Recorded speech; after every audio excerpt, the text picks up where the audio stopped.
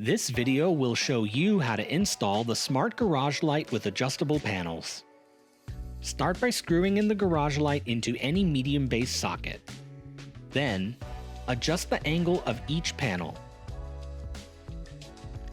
Turn on the light. It will flash red, blue, then green to indicate that it is in pairing mode. Open your Fight Electric app and add a device. Select Lighting, then Garage Light. Confirm the light is pulsing white. If not, turn the light off, then back on.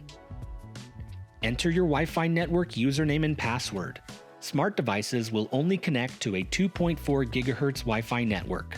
Tap Next. Wait for the light to finish pairing. Tap Done. Dim your lights with the slider. Or choose a color.